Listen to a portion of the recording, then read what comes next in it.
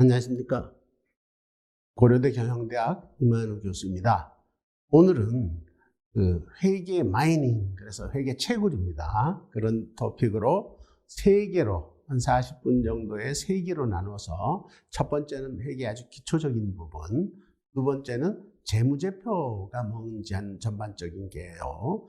세 번째 편에서는 연결회계가 도대체 뭔지, 우리가 지금 연결재무제표를 주재무제표로 하고 있는데 어떻게 우리가 이해해야 되는지 그거에 대해서 3부로 이렇게 나눠서 말씀을 드리겠습니다.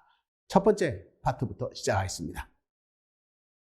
우선 첫 번째는 회계가 출발이 뭐냐 이 문제를 제가 좀 말씀드리고, 개인 사업자는 회계에 어떤 문제가 되냐고 아주 제일 기초적인 문제, 그 다음에 이거 개인도 아니고 애매한 한국은행의 문제를 또 한번 다뤄보고요.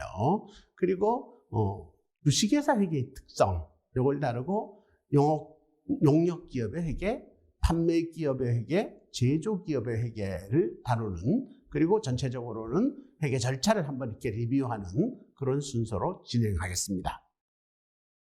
회계는 1494년에 이탈리아의 수학자인 루카 파치올리가 산술기하 비례 총람이라는 저서를 쓰면서 그 한 챕터 안에 부기 원리 이런 거를 기술했는데, 그게 아마도 지금까지 똑같은, 현재까지의 시스템과 너무나 똑같은 그런 어떤 회계에 대한 전반적인 기술입니다. 그게 지금 뭐 거의 변화 없이 지금 현재까지의 우리가 회계 시스템을 유지하고 있는 상황입니다. 그런데 루카 파치올리가 누구한테 이런 부탁을 받고 이 챕터를, 우리나라 말하면 지금 용역 보고서인데 그걸 냈는가 하면은, 데디케이션을 들여다보면은 어떤 신부님한테 보낸 걸로 이렇게 나와 있습니다. 그래서 신부가 루카 파치올리한테 뭐 용역을 줬구나 이런 생각을 할 수 있게 만들죠.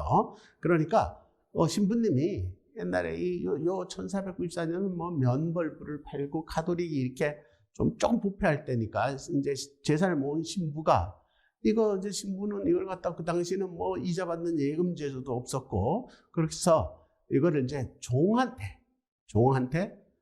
이 사업을 한번 해봐라. 내 이 돈을 가지고 사업을 한번 해봐라. 이렇게 사업을 시킨 것 같아요. 근데 이 신부님이 좀 이제 고해성사를 이렇게 받다 보니 어떤 다른 집 종이 막 돈 띠먹는 고해성사다고, 그래서 아주 굉장히 본인이 불안해졌겠죠. 그래서 수학자인 친구에게, 야, 내 이걸 어떻게 통제를 할까 하고 뭐 솔직히 얘기했을 것 같은 생각이 들어요.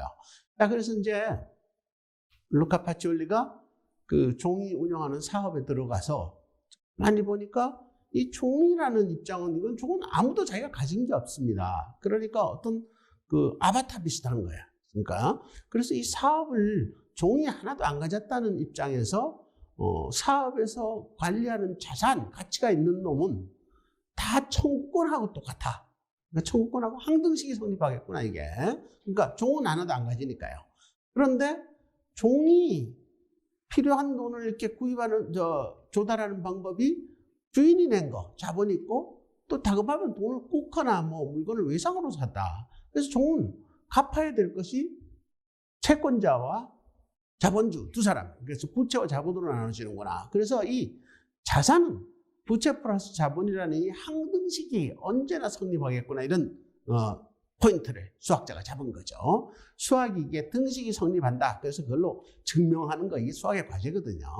그래서 이 등식이 항상 존재하는데, 여기다 보니까 자산을 사서 뭐 가지고 있는 것도 있지만, 이게 사업을 해서 이익이 나거든요. 그러면 이익은 누구 거냐? 이익은 결국은 자본주가 다 차지할 거다, 자본가가. 그러니까 기초자본에다가 그 기간의 이익을 더하면 기말자본이 되는데, 그러니까 아까 기말자산은 기말부채에다가 기말자본을 더한 구조가 언제라도 성립하겠구나. 그래서 이거를 잘 그냥 트레이스를 하면은 회계 시스템이 나오겠구나 하는 것을 루카 파치올리가 생각한 거죠.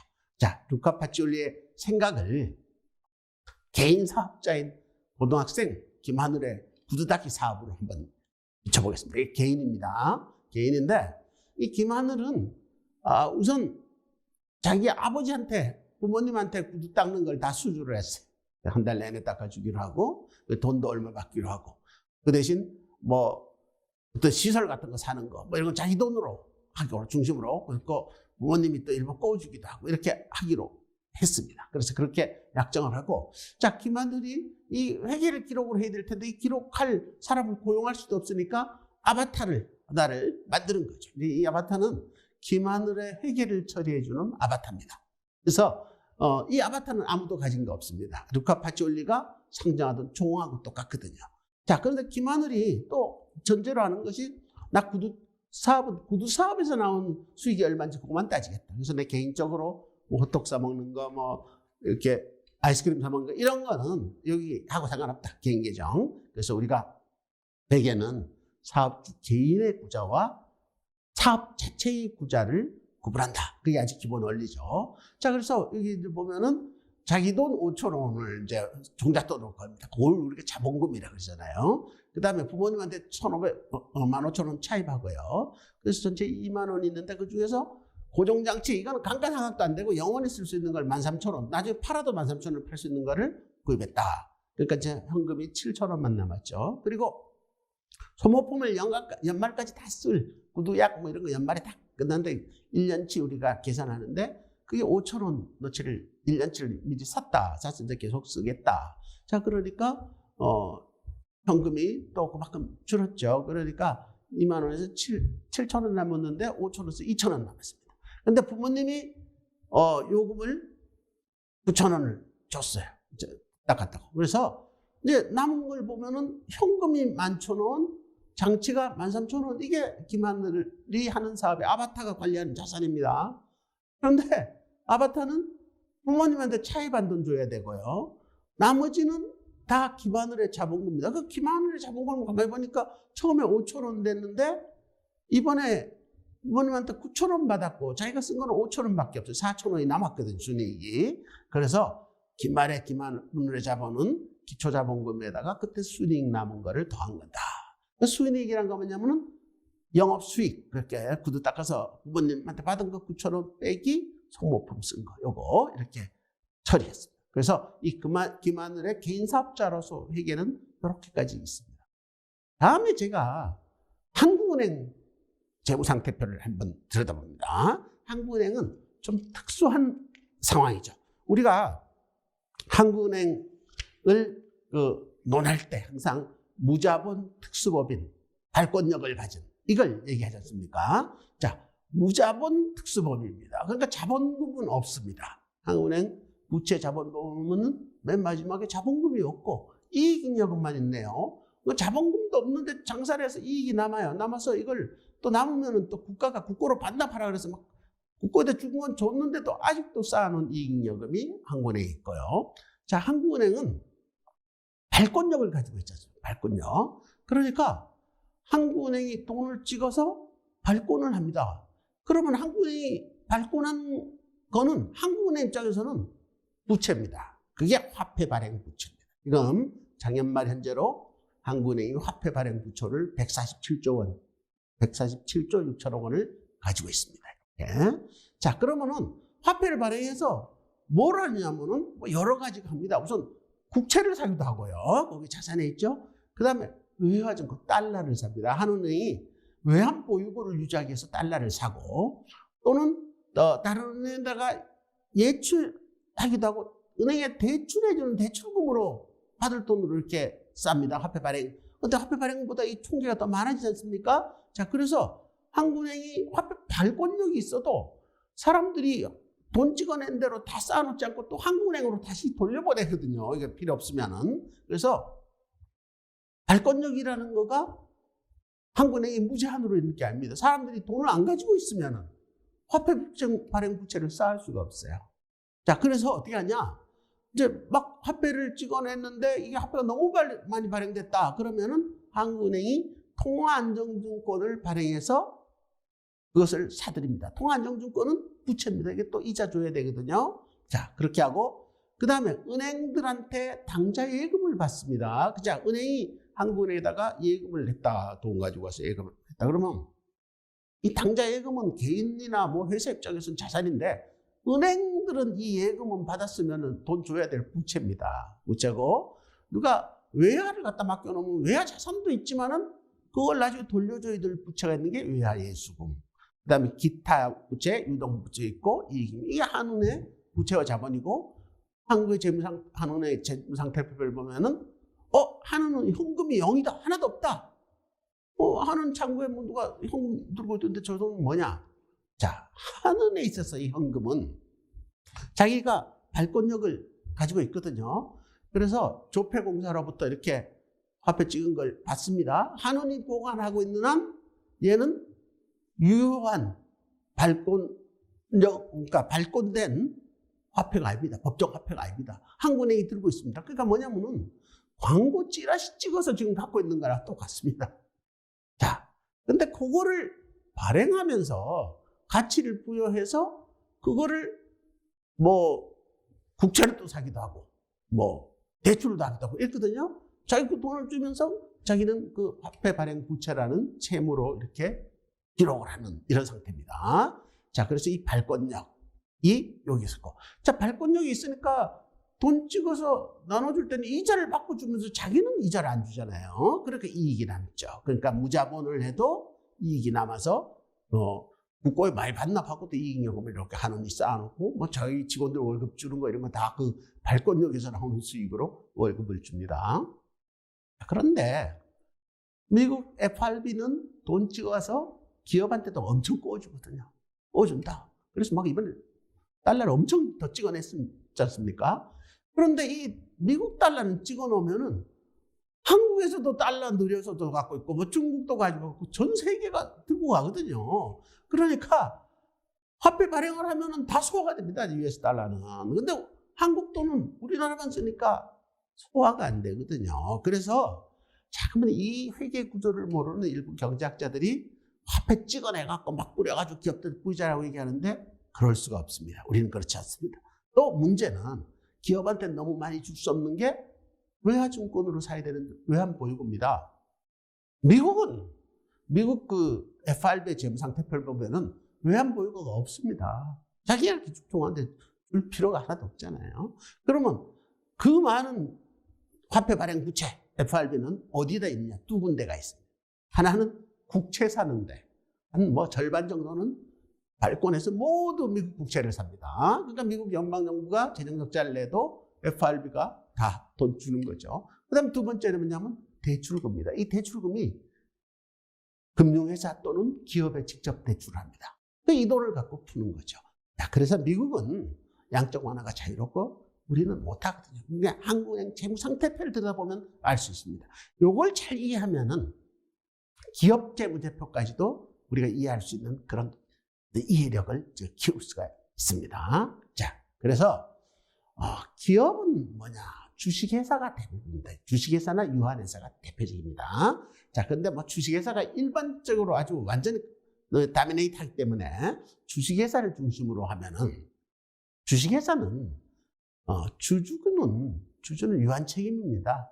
그래서 주주한테 주식을 찍어서 주고 주주한테 돈을 받거든요. 그래서 찍은 주식, 발행한 주식의 액면총액, 발행된 주식의 액면총액 요걸 갖다가 상법에서는 자본금이라고 상법 457조에 자본금이 그렇게 되어 있습니다. 발행한 주식의 액면총액. 그런데 우리가 액면 발행하는 것이 아니라 할증 발행하지 않습니까? 대개 프리미엄을 잔뜩 붙여서 하잖아요. 그러면은 주주한테 받은 돈인 현금으로 들어왔는데 자본금 말고 더 들어온 거예요. 그걸 갖다 우리가 잉여금이라 자본잉여금. 그래서 주식 발행 초과금 이렇게 얘기합니다.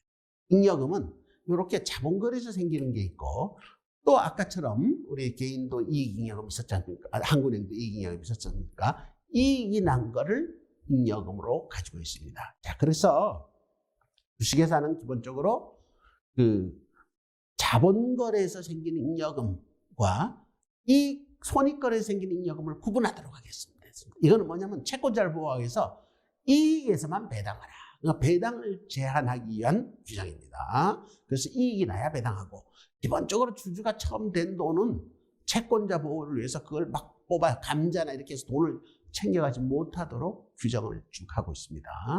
자, 그 다음에 이제 기타 포괄 손익 무게액이라는 게 있는데 이건 이제 조금 더 우리가 그 2부에서도 좀 설명을 드리겠습니다만은 이 회계가 옛날에는 아주 원가주의, 아주 돈 최초의 상금액만 자산으로 계산했습니다. 근데 이게 시가가 막 변동되고 시가의 변동이라는 게 현실적이니까요. 그게 돈을 더 비싸게 팔 수 있는 건데 주식 사는데 값이 올라갔습니다.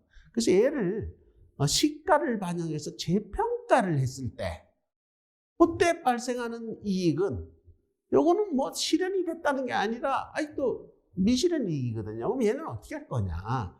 자, 이익잉여금에다 넣지 말고 따로 보관하자. 이게 기타 보관 손익 누계액이라는 계정 과목입니다. 그래서 그거는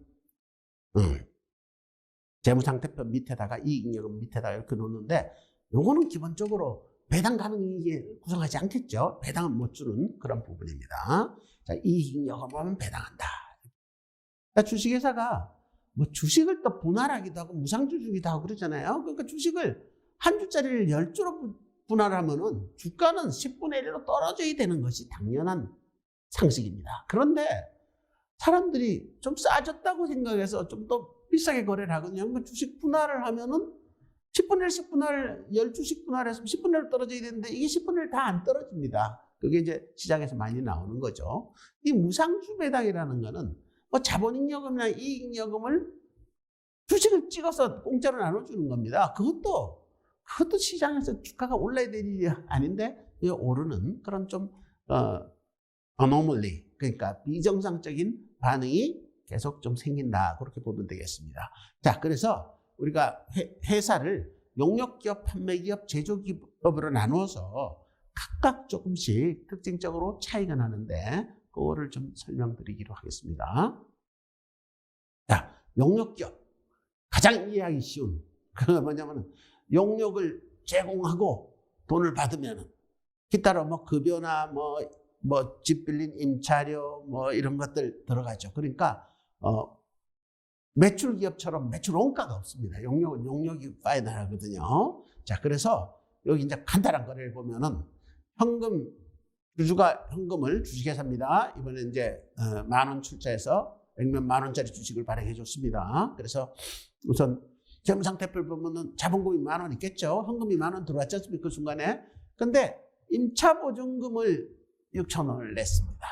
그럼 이제 현금 4,000원만 남았겠죠, 일단. 그런데 그 임차보증금도 자산입니다. 요거 나중에 찾을 수 있으니까요. 그 다음에 용역 수입을 해서 현금을 4,000원 벌었어요.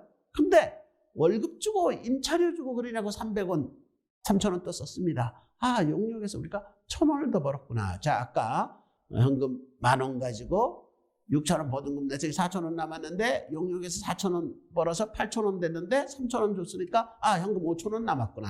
재무상태표에 현금 5,000원은 있죠. 그 다음에 임차보증금도 있고 자본금 있고 요 이익잉여금이 있구나. 그러니까 그 장사해서 1,000원이 남았구나. 그렇죠. 그 장사해서 1,000원 남은 거를 보여주는 명세가 손익계산서입니다. 그래서 용역 수입에서 금요임차료를 빼면 당기순이익입니다. 이 당기순이익이 주주가 다 차지하거든요. 이익잉여금으로. 그래서 처음 출자했을 때는 이익잉여금 없었는데 사업을 해보니까 이익 남아서 이익잉여금을 갖구나. 그렇게 해서 재무상태표와 손익계산서를 보여주는 겁니다. 손익계산서는 이익잉여금을 설명하기 위한 후속 명세서적 기관이죠. 그러니까 사실은 이익잉여금이라는 거는 배당 안 줬다 그러면은 매번 손익계산 상태를 적분한 값입니다. 누적치입니다. 그래서 그거를 계속 좀 제가 팔로우를 하면서 설명을 드리겠습니다. 판매기업. 자, 판매기업은 용역기업과는 틀리게 물건을 매입했다가 판매하는 겁니다. 그런데 판매할 때 좀 비싸게 팔아서 이익을 남기겠죠. 그래서 판매기업은 손익계산서가 좀 달라지고 재무상태표가 달라진 게 아까 용역기업 때는 없던 상품이란 재고자산이 등장을 합니다. 상품을 사서 파니까요. 그리고 손익계산서 안에는 영업수익이 아니라 매출액이 생기고 또 그 매출 원가를 빼는 시스템이 손익계산서에서 작동합니다. 여기서 보면은 현금 10,000원 출자해서 10,000원 자본금은 아까하고 똑같고 임차료도 똑같습니다. 근데 이쪽에서는 상품을 2,000원을 현금으로 매입했네요. 돈 주고 2,000원을 현금으로 매입해서 이제 현금 따지면은 10,000원에서 보증금 조성이 4,000원 남았는데 상품 2,000원에서 2,000원 남았습니다. 2,000원 남았는데 이걸 보증에서 반을 5,000원에 팔았어요. 그럼 7,000원 현금이 생기죠? 7,000원의 현금이 남았는데 여기 보면 3,000원을 지급했습니다. 그러니까 현금은 4,000원 남고, 그 다음에 상품은 2,000원어치를 샀는데 반은 팔고 반은 그대로 있지 않습니까? 그러니까 상품이 1,000원이 남고 임차 보증금은 그대로 있고, 자, 자본금은 그대로 있고, 여기 보면 손익계산서를 보니까 이게 5,000원 팔았는데 얘가 원가가 전체 2,000원 산 것 중에서 1,000원이 남아있습니다. 기말재고. 그러니까 원가는 1,000원밖에 안 되죠. 매출 원가. 그래서 총이익이 4,000원 났는데 영업비용을 3,000원 써서 당기순이익이 1,000원이구나. 그래서 여기도 보니까 이익잉여금 1,000, 11,000원 이런 구성이 되고 있습니다. 아주 굉장히 간단하니까 다시 한번 보시면은 더 이해가 아주 쉽게 될 겁니다. 자, 그럼 제가 제조기업을 한번 또 보겠습니다. 제조기업은 제조까지 하거든요. 아까 매출기업은, 판매기업은 상품을 사서 하는데, 제조만 하는 기업은, 제조해서 장사하는 기업은 상품이라는 게 없고 자기가 만든 제품이 있는 겁니다. 제품이라는 거. 자, 그런데 제조기업 중에서 또 일부는 또 상품 가지고 있는 회사도 있습니다. 예를 들면 현대차가 자기가 제조한 차 플러스 또 외산차를 판매도 하잖아요. 그러니까 상품이 두 개를 겸업하는 걸로 되어 있는데, 순수 제조업이라면 재무제표안에 상품이 없을 겁니다. 없을 수밖에 없습니다. 자, 그래서 제조 원가를 따로 계산하는 제조 원가 명세서라는 표가 또 있습니다. 얘는 재무제표가 아니고 부속 명세서로 이렇게 되어 있습니다. 자, 거래를 다시 한번 보겠습니다. 현금 이렇게 하고 건물 임차 보증금 똑같은데, 여기는 제조 원가를 2,000원 지급했네. 제조 원가니까 원재료 사는 값도 있고, 그 다음에 노무비도 있고, 경비도 있어요. 하여튼 2,000원을 현금으로 지급했습니다. 제조 원가를 다. 그런데 기말의 제조 원가 중에서 하여튼 1,000원 남았어요. 제품 중 절반만 5,000원에 팔았거든요. 아까 똑같은 상태고. 그래서 금료 임차료 이렇게 지급했다 그러면은, 요 손익계산서는 매출 원가는 당기 제조 원가에서, 아까는 매입액이었지 않습니까? 상품. 거기다가 기말 제품 재고 1,000원을 빼니까 이렇게 매출 원가가 1,000원이 되고, 얘를 매출 총액으로 4,000원이고 영업비 이렇게 해서 당기순이익. 아까 똑같은 구조가 나온 거죠. 자, 그래서 여기서 가만히 보면은 상품 매매업하고 제조업하고 이게 좀 다르구나, 이런 생각이 좀 듭니다. 자, 그래서 여기서 보면은 제가 영업비용의 금료라는 게 있는데, 요거는 판매원한테 주는 금료구나, 1,000원 이렇게 생각을 해야 됩니다. 판매원. 그러면 제조 단계에서 인건비 들어간 거 어떻게 합니까? 그건 제조 원가 안에 있습니다. 저 안에 들어가 있습니다. 그래서 혹시 어느 사람들이 이걸 잘 모르는 사람들이, 제조업을 모르는 사람들이 손익계산서만 들여다보고 거기 있는 인건비만 보고 이 기업은 인건비 되게 적네, 그렇게 비난하는 칼럼들이 나옵니다. 그건 잘못 본 겁니다. 왜냐하면 제조원가 명세서 안에 인건비가 더 많은 부분이 있습니다.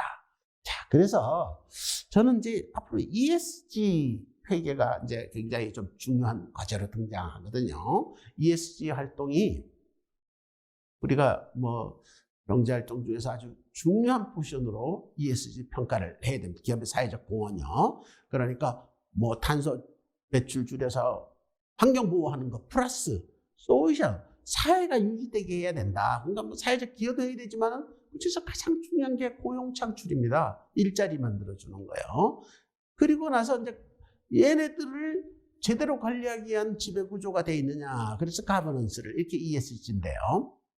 여기서 굉장히 중요한 부분이 제가 보기에는 청년 고용이나 고용 일자리입니다. 요즘 광고들 이렇게 보면은 ESG 아주 강조하는 기업이 AI가 이렇게 다 배달하는 광고를 자꾸 내서 잘한 걸로 보이는데, 저는 이 사람이 서비스하는 거, 이거 참 중요하다고 생각하거든요.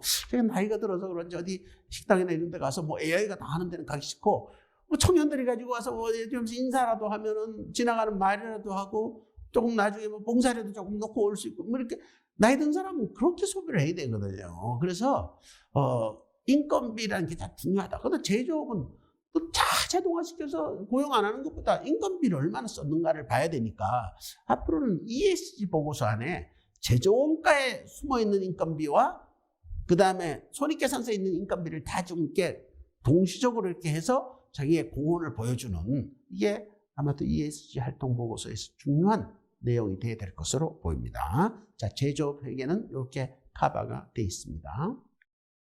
자, 이제 뭐 제가 그 손익계산서하고 재무상태표를 이렇게 놓고 간단하게 이해하는 방법으로 설명을 했는데 사실은 회계학 수업을 들으면은 처음부터 이렇게 복잡한 순환 과정이 나옵니다.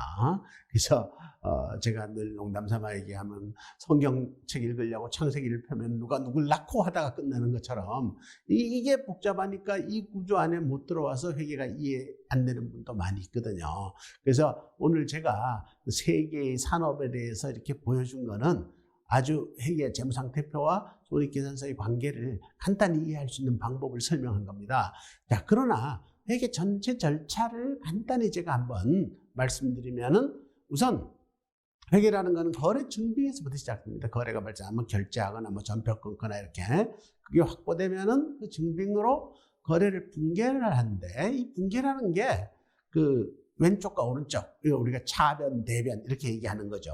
그래서 차변, 대변으로 나눠서 항상 항등식이 성립해야 되니까 모든 거래 끝나고 나면 또 항등식이 성립해야 되기 때문에 차변, 대변이 동시에 발생한다. 그래서 우리가 이걸 거래 이중성.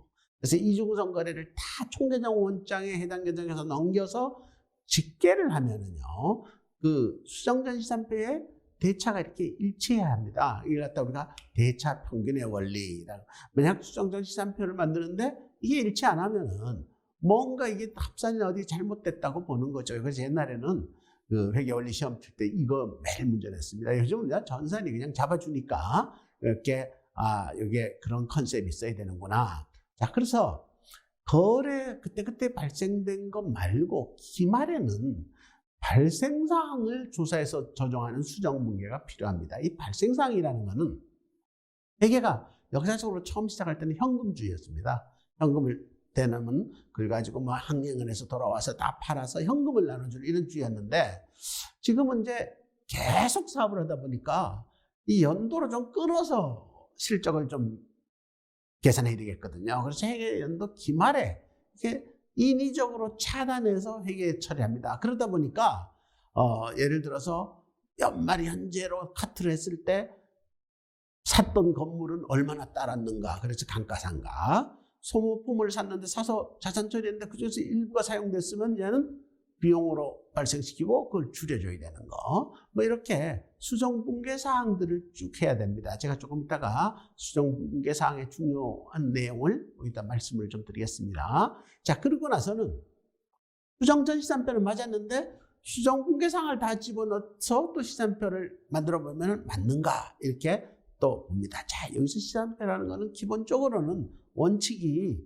왼쪽에는 자산과 비용이 오고 오른쪽에는 그 부채와 자본과 수익이 오게 되어 있습니다. 자, 그런데 이게 각각 시점별로 하는데 이 자본 중에서 이익잉여금은 기초의 금액으로 올라갔다가 이 수익과 비용을 퉁쳐서 얘가 기말로 바뀌는 이런 정황을 갖다가 우리가 시산표에서 표시하는 겁니다. 그래서 시산표는 수정 전 시산표도 있고 수정 후 시산표도 있는데 그 수정 후 시산표가 이제 발생사항을 잘 제대로 조정한 거죠. 그래서 그걸 중심으로 해서 재무상태표와 손익계산서, 재무제표를 작성하게 돼 있습니다. 자, 그래서 재무제표를 작성하고 난 다음에는 결산분계라는 걸 하는데 이거는 뭐냐면 이제 그 해의 장부를 다 정리하고 마감하는 겁니다. 그러니까 결산분계는 기본적으로 수익과 비용에 속하는 것은 직계를 시켜갖고 집합손익이라 하는데 이걸 직계를 시켜서 차액 자체를 이익잉여금으로 보내는 절차를 해야 되고요.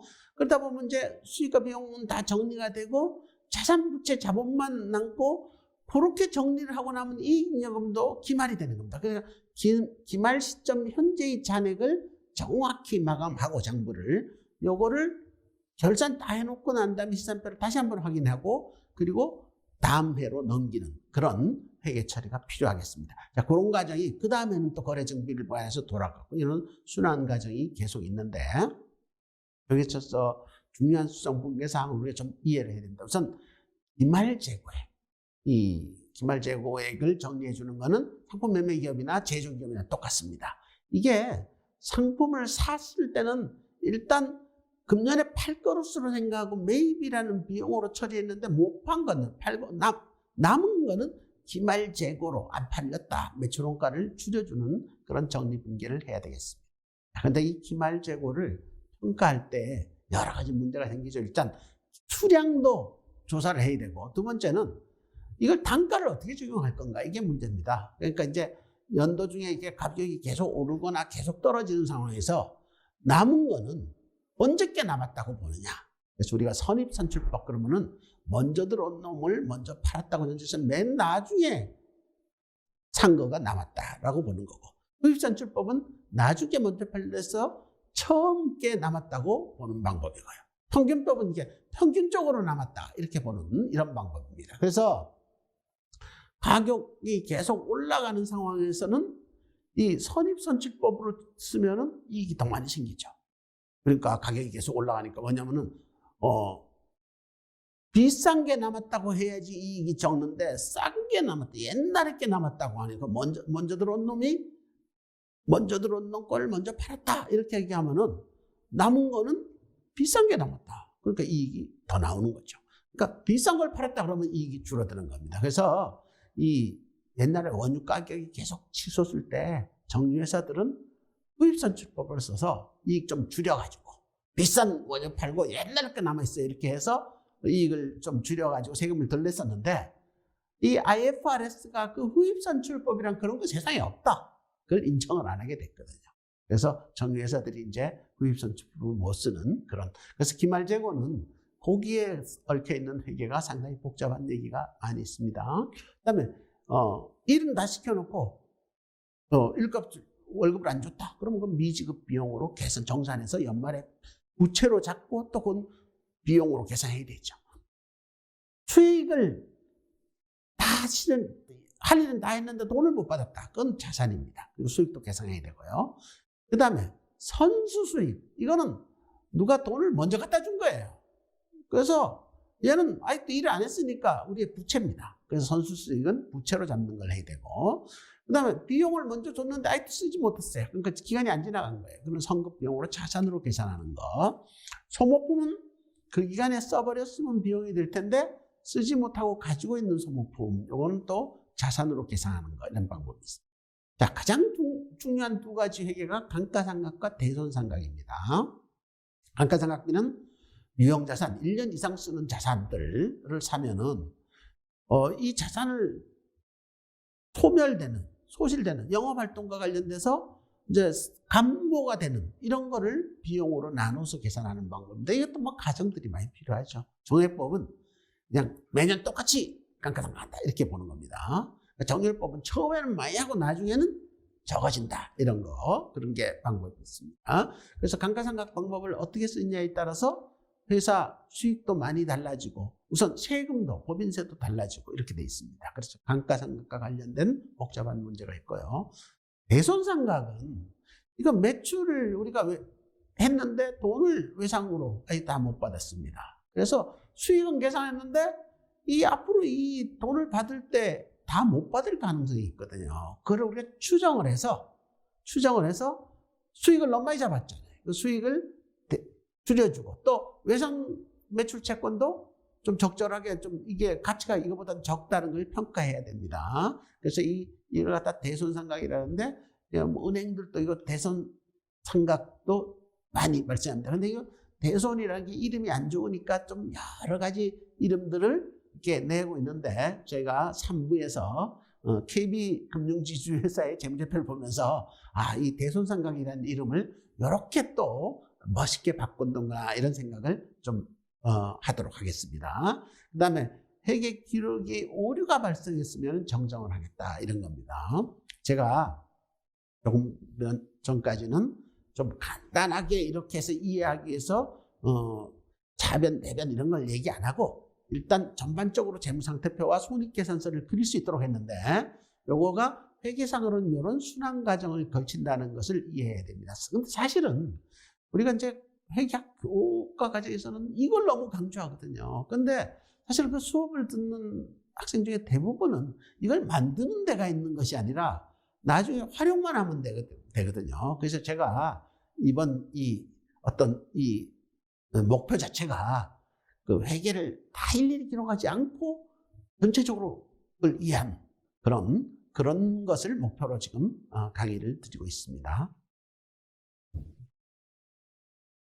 자, 그래서 이제 조금 전에 마지막에 수정분계까지 해서 결산을 전체적으로 다시 좀 합산을 하면요. 아까 이제 시산표라는 로직을 할 때 제가 잠깐 설명을 드렸지만은 시산표는 자산에다가 비용을 플러스한 왼쪽이 부채와 자본 수익을 합친 오른쪽과 일치한다. 그걸 해서 시산표로서 여태까지 회계 처리가 제대로 됐는가를 수정 전 분기에서 한번 하고 수정 후도 한번 하고 이렇게 두 개로 하는 것을 설명을 드렸습니다. 자, 그런데 이게 뭐냐면 요 자본이라는 것 중에서 이익잉여금은 최초에 기초에 발생한 이익잉여금을 그대로 두고 수익 비용을 따로따로 정리하거든요. 그래서 이제 기말현재는 수익 비용을 퉁쳐서 예를 들면 순이익이 발생했다면은 기말 이익잉여금에다 더한 숫자가 일치해야 됩니다. 자, 그래서 기말 자산은 결국은 기말 부채에다가 조정 전 자본에다 순이익을 더해야 되는데 이게 기말 자본입니다. 결국은 그러니까 기말 자산은 기말 부채 플러스 기말 자본 요거다. 결국 기말 자본은 순이익 조정 자본과 순이익을 더한 거다. 그래서 어떤 루카 파치올리가 시도했던 자산은 부채 플러스 자본이라는 것은 항상 성립하는데 그 기간별로 이익을 이렇게 나눠서 그때그때의 수익을 자본에다 조정하지 않고 어떤 기간별로 손익계산을 하기 위해서는 이것이 조금 정리돼야 되는 수정돼야 되는 원칙을 따지는데 그것이 포괄손익계산서나 기말재무상태표의 관계로 연결이 되겠습니다. 자, 기말재무상태표. 기말재무상태표는 기말자산이고 기말부채, 기말자본금인데 이 기초이익잉여금에다가 당기순이익을 더하는 방법 이런 방법도 하고요. 이제 요즘 재무상태표 표시하는 기업들은 다 이때 이익잉여금을 기말로 당기순이익까지 더해놓고 보여주고요. 그 밑에다가 가로를 쳐서 당기순이익은 얼마입니다. 이렇게 주석으로 표시해주는 양식, 그런 양식을 많이 사용하고 있습니다.